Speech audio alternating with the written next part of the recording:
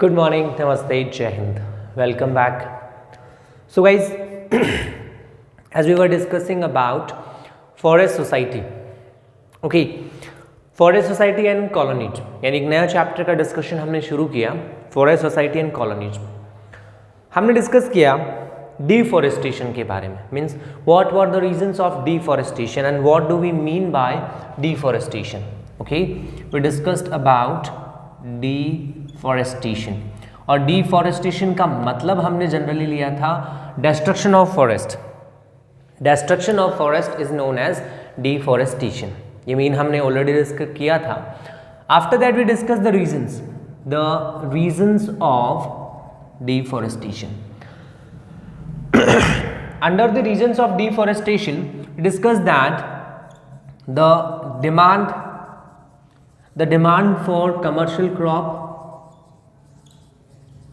The demand for commercial crop, मतलब जो topic हमने इसमें लिया था land to be improve, first point लिया लैंड टू बी इम्प्रूव, जिसमें हमने 2 पॉइंट डिस्कस किए। Demand of commercial crops like wheat as food grain crop, cotton, sugar cane for the industries, for the factories in England.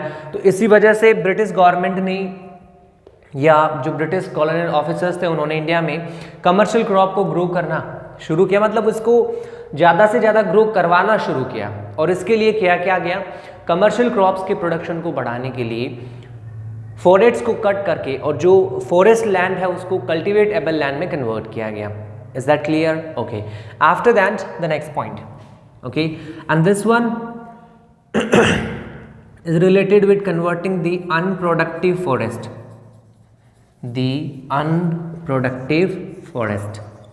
into productive cultivatable land। मतलब simple सी बात है कि British government के लिए फॉरेस्ट अनकल्टिवेटेबल लैंड था। मतलब सिंपल सी बात है कि फॉरेस्ट अनप्रोडक्टिव था, फॉरेस्ट से गवर्नमेंट को कोई टैक्स नहीं मिलता था, उससे कोई इनकम नहीं होती थी। तो for the government forest were unproductive, government के लिए फॉरेस्ट का कोई यूज़ नहीं था, वो अनप्रोडक्टिव थे। तो इस अनप्रोडक्टिव को प्रोडक्टिव बनाने के लिए गवर्नमेंट ने क्या किया, इस अनप्रोडक्टिव को प्रोडक्टिव बनाने के लिए गवर्नमेंट ने इसको कल्टीवेटेबल लैंड यानी खेती योग्य जमीन में कन्वर्ट करना शुरू कर दिया। तो ये तो फर्स्ट पॉइंट हो गया लैंड टू बी इम्प्रूव।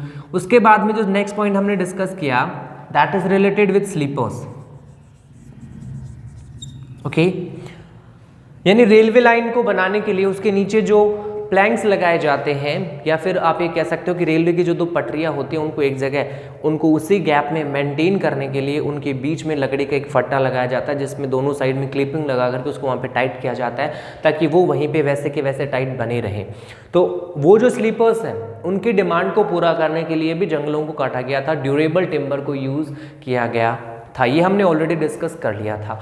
अब जो इसका जो थर्ड रीजन बचता है that we didn't discuss in the last class and that is plantation. Okay, now the question is what is plantation. देखो, प्लांटेशन का मतलब सबसे पहले डेफिनेशन देखते हैं। प्लांटेशन का डेफिनेशन क्या होता है, to grow a single crop or we can say that single type of plants in a row।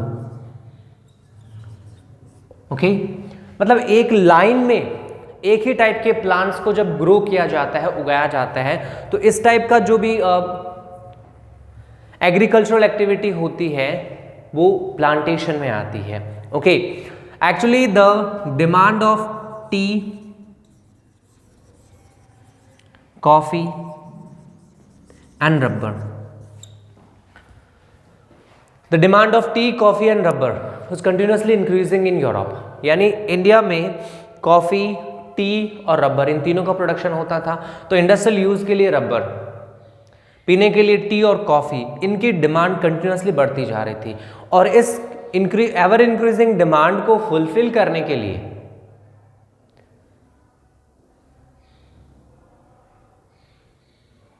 जो ब्रिटिश कॉलोनियल ऑफिसर्स थे उन्होंने जो फॉरेस्ट लैंड थी उसको कल्टिवेटेबल लैंड में, प्लांटेशन लैंड में कन्वर्ट किया।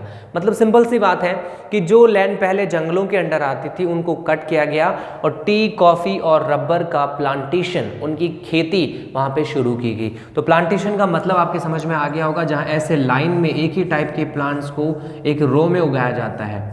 Okay, this kind of agriculture is known as plantation. तो यहाँ पे प्लांटेशन की प्रोसेस परफॉर्म की गई और इस प्लांटेशन की प्रोसेस के अकॉर्डिंग टी, कॉफ़ी और रबर का प्रोडक्शन, इनका उत्पादन हुआ और इसकी वजह से भी फॉरेस्ट को कट किया गया, जंगलों को कट किया गया। So in this way the third reason responsible for the destruction of forest was related with plantation. Okay, so to satisfy the increasing demand of tea, coffee and rubber, plantation crop was started, and for this the government started to cover the forest land. यानी जो जंगली भूमि थी उसको लेकर के उसको cultivatable land में convert करना शुरू कर दिया. Is that clear? Okay. Now after that, the next point is rise of commercial forestry. So guys, under these different points we discussed that the forests were destroyed. Okay, means the trees were cut down. यानी जो अभी तक जितने भी points हमने discuss किए commercial crops की production के लिए, along with that railway sleepers के लिए जो ड्यूरेबल टिम्बर चाहिए थी उसके लिए, और प्लांटेशन क्रॉप्स के लिए जब जंगलों को काटा गया तो उसकी वजह से एक प्रॉब्लम क्रिएट हुई। प्रॉब्लम क्या थी? डिस्ट्रक्शन ऑफ फॉरेस्ट की। Means finally the British government और British colony officers realised that if the process of cutting trees would continue in the same manner, then in future there would be a shortage of wood, durable timber for the British government. यानी actual में British government के जो officers थे उनको वैसे कोई sympathy नहीं थी इंडियन रिसोर्सेज के साथ में, लेकिन उनको एक चिंता ये हुई कि यदि वो कंटिन्यूसली इन फॉरेस्ट को, इन जंगलों को कट करेंगे तो सिंपल सी बात है कि वो लिमिटेड है, लिमिटेड सोर्स है।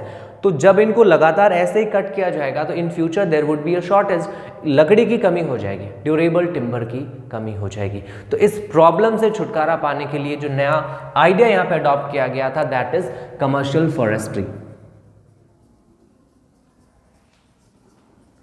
कमर्शियल फॉरेस्ट्री का सिंपल सा मतलब क्या होता है कि to grow such kind of trees which are useful for trade, यानी जो ट्रेड के लिए, स्लीपर्स के लिए, यानी जो ब्रिटिश ट्रेडर्स हैं, जो ब्रिटिश ऑफिसर्स हैं जो यहाँ एज अ ट्रेडर आए थे उनके लिए अच्छे हैं, यानी जिनकी रिक्वायरमेंट उनको है। तो ऐसे क्रॉप्स को ग्रो करना, यहाँ पे ब्रिटिश गवर्नमेंट का इंटेंशन जो है ना इस कमर्शियल फॉरेस्ट्री से सिंपल सा निकलता है कि ब्रिटिश गवर्नमेंट ने अब डिसाइड किया कि ऐसे ट्रीज को ग्रो किया जाए, मतलब जो फॉरेस्ट, जो जंगल कट किए जाते हैं at the place of that such kind of trees should be grow which were useful for the British government, for the British officials, for different kind of purpose. Durable timber देने वाले जो पेड़ हैं उनको वापस लगाया जाए, यानी एक ही टाइप के पेड़ को यहाँ पे ग्रो किया जाए। Is that clear? तो ऐसी फॉरेस्ट्री को क्या नाम दिया गया? Commercial forestry. Okay, and for this purpose the British government invited a German expert named Bandis. Okay, sorry, not Bandis, it is Brandis. Okay, it is not Bandis, Brandis. Guytrick Brandis. Okay, या फिर G. Brandis.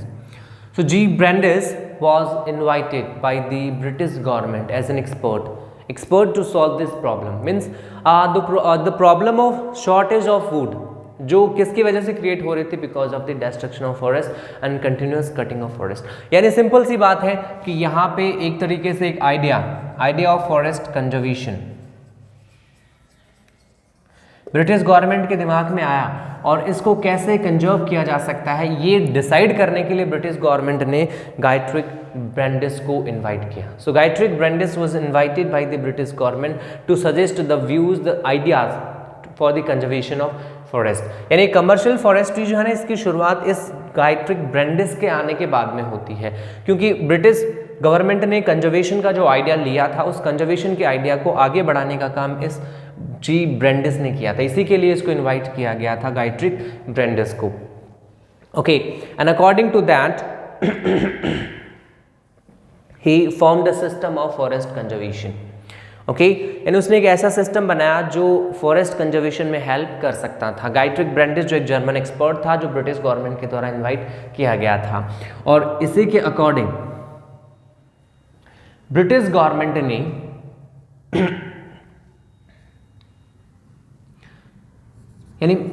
British government से उसको legal section चाहिए था. मतलब उसने एक plan बनाया फॉरेस्ट कंजर्वेशन का. He form the policy for forest conservation and for that he need legal section. Okay, and in this way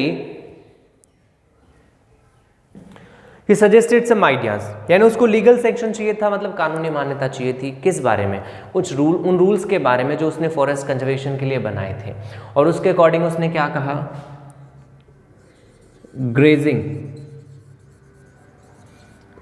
grazing should be stopped. यानी ये उसके आइडियाज थे जो उसने बताए थे. Grazing should be stopped. Grazing का मतलब क्या होता है? चरना. तो चरने का काम कौन करता है? पशु करता है, इंसान तो करेगा नहीं. तो ग्रेजिंग शुड बी स्टॉप्ड, यानी उसने जो आइडियाज दिए थे उसमें उसने कहा था कि जो अनलिमिटेड ग्रेजिंग जो होती है उसको स्टॉप किया जाए. क्योंकि ग्रेजिंग होती है जब पशु चरते हैं तो जो छोटे छोटे पेड़ पौधे होते हैं उनको खा जाते हैं, तो वो कभी भी बड़ा पेड़ नहीं बन पाएगा. मतलब छोटा पौधा उसको जब वो पशु खा जाते हैं तो वो वहीं पर रह जाएगा, वो बड़ा नहीं हो पाएगा. तो जो अनलिमिटेड या फिर जो कंटिन्यूस ग्रेजिंग होती है उसको स्टॉप किया जाए, उसको रोका जाए. ये सबसे पहला आइडिया था जो उसने दिया था. ठीक है, उसके बाद में उसने जो नेक्स्ट पॉइंट दिया, and that is related with felling of trees. Okay, यानी grazing should be stopped and along with that felling of trees should be stopped.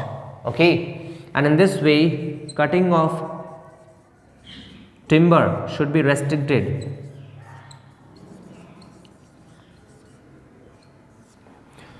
उसने कहा कि ग्रेजिंग को रोक दिया जाए. इसके अलावा जो फैलिंग ऑफ ट्रीज है, मतलब पेड़ों को जो काटा जाता है, फैलिंग ऑफ ट्रीज या कटिंग ऑफ ट्रीज, उसको भी रोक दिया जाए. ओके, एंड इन दिस वे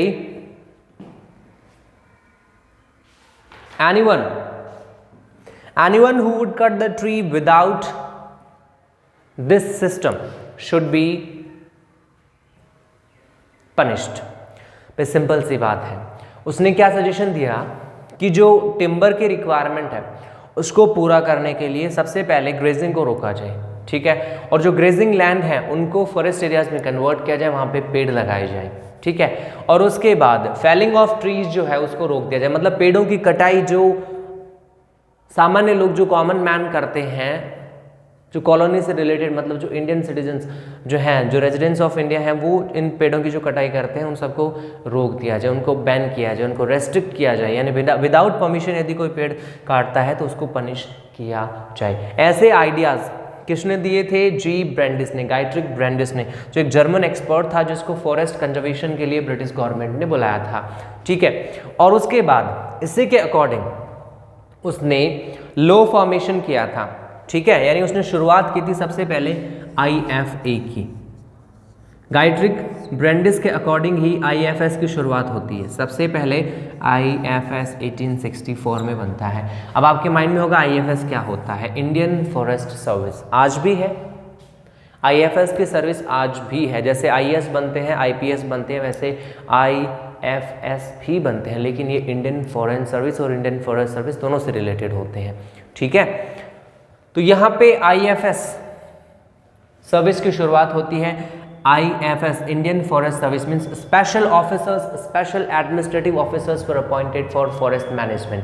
यानी यहाँ पे जो रूल्स उसने बनाए थे कि ग्रेजिंग को रोका जाए, पेड़ों को काटने से रोका जाए, टिम्बर को प्रिजर्व्ड या प्रोटेक्टेड स्टेट में लाया जाए, बिना परमिशन कोई भी लकड़ी काटता है तो उसको पनिश किया जाए, ये जो रूल्स यहाँ पे उसने सजेस्ट किए थे, उन रूल्स को प्रॉपरली इम्प्लीमेंट करवाने के लिए उसने बताया कि हमें स्पेशल ऑफिसर्स को अपॉइंट करना चाहिए और उसी के अकॉर्डिंग स्पेशल सर्विस की शुरुआत होती है, एडमिनिस्ट्रेटिव सर्विस, जिसको नाम दिया गया था इंडियन फॉरेस्ट सर्विस। यहाँ IFS का मतलब इंडियन फॉरेन सर्विस नहीं है, it is Indian forest service. Okay, and in this way he also helped in the formation of forest act, forest act of 1865. Okay, means on the suggestions or the different kind of rules suggested by Gayatri Brandes, Forest Act was formed in 1865. Indian Forest Act या Forest Act of 1865 was formed under the guidance of Gayatri Brandes. यानी जो guidance, जो suggestions उसने दिए थे उसी के basis पे इसकी शुरुआत होती है। और उसके बाद ब्रिटिश गवर्नमेंट आगे चल कर के इंपीरियल रिसर्च इंस्टीट्यूट की शुरुआत करती है। Okay, the British government started the imperial research institute of Dehradun in 1906 common era. यानी जो यहाँ से शुरुआत होती है इंडियन फॉरेस्ट सर्विस की, उसी के अकॉर्डिंग बाद में फॉरेस्ट कंजर्वेशन की प्रोसेस शुरू होती है और उसके बाद फॉरेस्ट एरियाज में उन ट्रीज जो ड्यूरेबल टिम्बर प्रोवाइड करवा सकते हैं, उन ट्रीज़ की रिक्वायरमेंट को पूरा करने के लिए इंपीरियल रिसर्च इंस्टीट्यूट के नाम से एक रिसर्च इंस्टीट्यूट बनाया जाता है जो फॉरेस्ट एरियाज़ में रिसर्च करेगा। यानी वो ऐसे रिसर्च करेगा जो फॉरेस्ट प्रोटेक्शन से रिलेटेड हो और जिनसे अच्छी किस्म के पौधे उगाए जा सकें, so that they would be able to satisfy the timber requirement of the British government. तो यहाँ पे इंपीरियल रिसर्च इंस्टीट्यूट ऑफ 1906 का एस्टेब्लिशमेंट होता है। ओके, उसके अलावा यहाँ पे जो सिस्टम इस इंपीरियल रिसर्च इंस्टीट्यूट के द्वारा पढ़ाया जाता है, उस रिसर्च का नाम दिया गया, उस सिस्टम को नाम दिया गया scientific forestry. Okay, scientific forestry. पे सिंपल सी बात है कि इंपीरियल रिसर्च इंस्टीट्यूट की शुरुआत होती है देहरादून में 1906 से, और उसके बाद IFS से रिलेटेड जो लोग हैं, मतलब इंडियन फॉरेस्ट सर्विस से रिलेटेड जो ऑफिशियल्स हैं, उनको यहाँ पे फॉरेस्ट्री का नॉलेज दिया जाता है, या फिर बाकी लोगों को जो भी स्कॉलर्स होते हैं उनको फॉरेस्ट्री का नॉलेज दिया जाता है।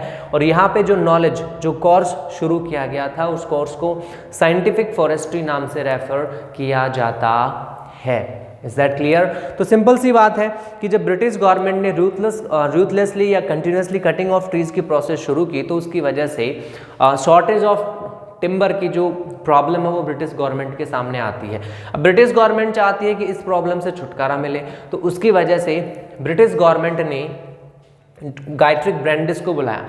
गायट्री ब्रांडिस ने कुछ सजेशंस दिए, ठीक है, रूल्स के बारे में कुछ बताया, और वो चाहते थे कि उनको लीगल सेक्शन मिले। कौन कौन से रूल्स बनाए उसने बताया कि ग्रेजिंग को रोका जाए, इसके अलावा जो फैलिंग ऑफ ट्रीज यानी कटिंग ऑफ ट्रीज, पेड़ों की जो कटाई है उसको रोक दिया जाए, और उनको प्रिजर्व्ड कंडीशन में लेकर के, यानी उनको प्रोटेक्टेड कंडीशन में लेकर के आ जाए। जो कोई भी बिना इस सिस्टम को फॉलो किए, यानी जो सिस्टम फैलिंग ऑफ ट्रीज का बनाया गया था, उस सिस्टम को फॉलो किए यदि कोई पेड़ काटता तो उसको पनिश किया जाए। उसी के सजेशंस के ऊपर 1865 में इंडियन फॉरेस्ट सर्विस की शुरुआत होती है, और 1865 में इंडियन फॉरेस्ट एक्ट 1865 बनता है। ठीक है, उसके बाद आगे चलकर इंपीरियल रिसर्च इंस्टीट्यूट देहरादून में 1906 में शुरू होता है, और यहाँ से जो नॉलेज जो प्रोवाइड करवाया जाता है, जो कोर्स प्रोवाइड करवाया जाता है, उसको साइंटिफिक फॉरेस्ट्री नाम दिया जाता है। Is that clear? Okay.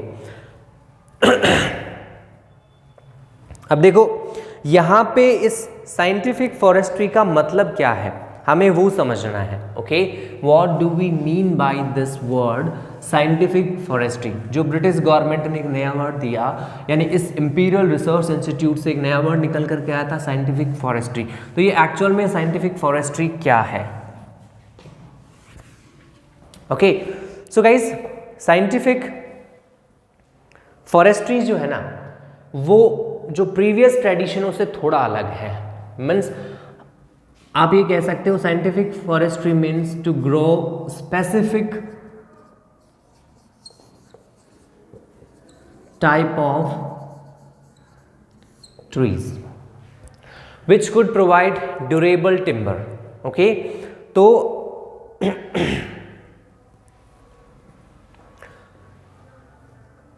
Natural forestry और साइंटिफिक फॉरेस्ट्री में डिफरेंस क्या है? नेचुरल फॉरेस्ट्री मतलब सिंपल सी बात है, scientific forestry was quite different from the natural forestry. Natural forestry which consist different types of trees, okay, और we can say that different species of trees were there. तो जहां इस natural forestry में different types of species या different types of trees present थे, इस scientific forestry में specific kind of trees यानी विशेष प्रकार के पेड़ को ही उगाया जाएगा। The specific kind of trees which could provide durable timber.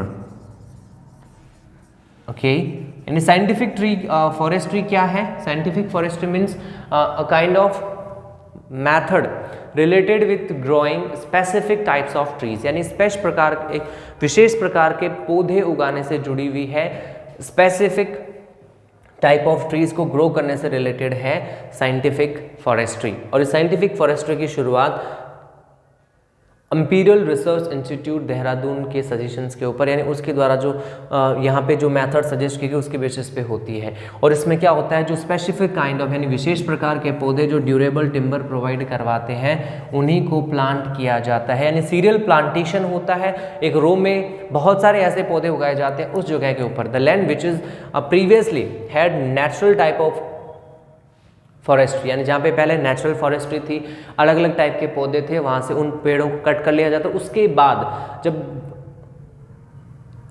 फिर से जब प्लांटेशन की प्रोसेस होती है तो उस प्लांटेशन प्रोसेस में सिर्फ स्पेसिफिक काइंड ऑफ ट्रीज को यानी विशेष प्रकार के पौधों को ही उगाया जाता है। Okay,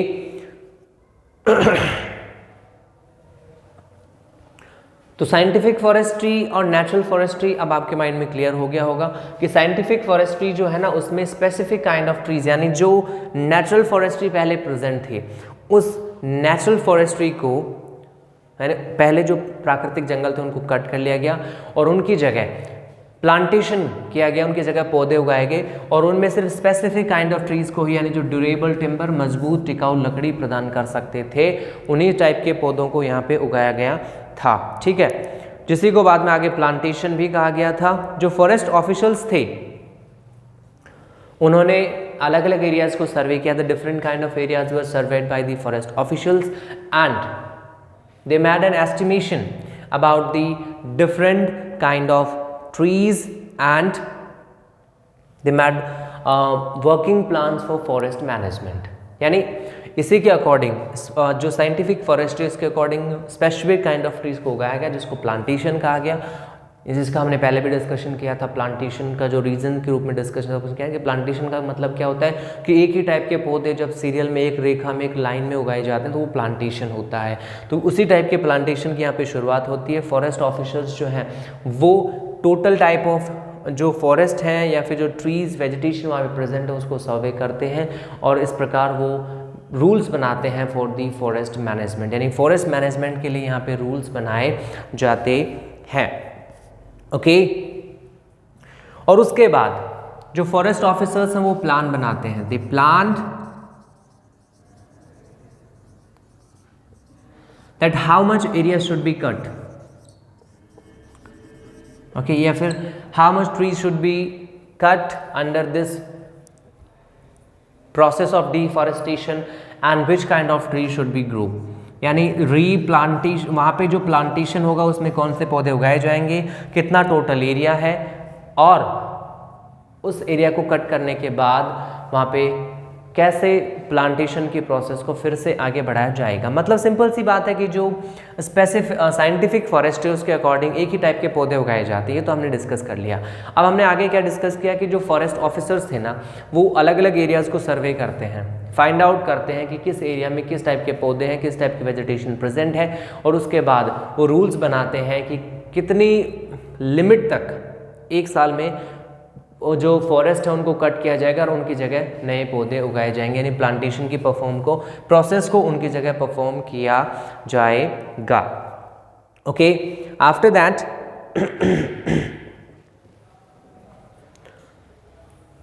if we talk about the implementation of this act, यानी वो एक्ट जो 1865 में बना था, तो 1865 में इंडिया में सबसे पहले फॉरेस्ट एक्ट का इम्प्लीमेंटेशन होता है, but this act was amended twice, यानी इसको 2 बार इसमें संशोधन भी किया जाता है, सबसे पहले 1878 में और उसके बाद नेक्स्ट जो होता है दैट इज 1927 में। Okay, according to the amendment of 1978, भाई सिंपल सी बात है, इंडियन फॉरेस्ट एक्ट बनता है 1865 में, आगे तक एक्ट तो वही चलता है लेकिन टाइम के ऊपर उसमें संशोधन, उसमें अमेंडमेंट्स होते रहते हैं। So the first amendment took place in 1878 and the second amendment took place in 1927। According to the first amendment which took place in 1878, the Indian forest was divided into 3 categories. Okay, the Indian forest was divided into 3 categories, 3 types.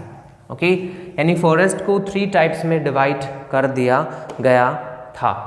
Okay, अब इसमें देखो, एक तो हो गया preserved, sorry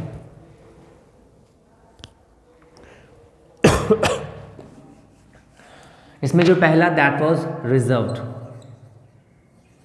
okay, reserved forest. Next one is protected forest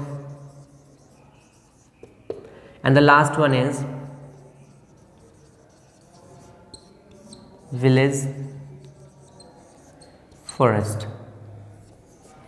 okay, 3 kind of forest were there. अब इसमें जो सबसे पहला पॉइंट है रिजर्व्ड फॉरेस्ट, मतलब सिंपल सी बात है कि 1865 में जो सबसे पहले जो एक्ट बना था इंडियन फॉरेस्ट एक्ट, उस एक्ट के अकॉर्डिंग रूल्स बनाए गए, रूल्स जो फॉरेस्ट मैनेजमेंट को लेकर थे। फॉरेस्ट ऑफिशियल्स को अपॉइंट किया गया, फॉरेस्ट ऑफिशियल जो थे वो सर्वे करते थे कि टोटल लैंड एरिया कितना है जिसके ऊपर फॉरेस्ट है, उसके बाद में कितना एरिया 1 साल में कट किया जा सकता है, उसमें रीप्लांटेशन कैसे होगा, वो सारे प्लान्स इसमें बनाए गए। फिर उसको अमेंड किया गया 1878 में और उसमें संशोधन करके उसमें 3 टाइप्स ऑफ फॉरेस्ट डिसाइड किए गए, रिजर्व फॉरेस्ट, प्रोटेक्टेड फॉरेस्ट और विलेज फॉरेस्ट। सबसे पहला पॉइंट है reserve forest, the best quality of forest. Okay, the best quality of forest, the best quality of forest were known as reserve forest, ठीक है। And villages were not allowed to enter in these kind of forest. Okay, यानी सबसे पहला name है reserve forest का, best quality of forest थे जिनमें villages को एंटर होने की परमिशन नहीं थी। The villagers could not take anything for the use, the villagers could not take anything for the use, यानी ये इस टाइप के जो भी फॉरेस्ट थे ना, उनके आसपास गांव वाले जो भी थे, वो गांव वाले इन फॉरेस्ट में से न तो इनमें एंटर हो सकते थे और न ही इन फॉरेस्ट से वो कुछ ले सकते थे, ठीक है। यानी वो अपने यूज के लिए इन फॉरेस्ट में से कुछ भी नहीं ले सकते थे, जो रिजर्व फॉरेस्ट के नाम से यहाँ पे रखे गए थे, जिसमें बेस्ट क्वालिटी ऑफ फॉरेस्ट, यानी ऐसे फॉरेस्ट जिनमें best quality of timber available थी। सिंपल सी बात है। सेकेंड कैटेगरी है प्रोटेक्टेड फॉरेस्ट की और विलेज फॉरेस्ट की, ठीक है।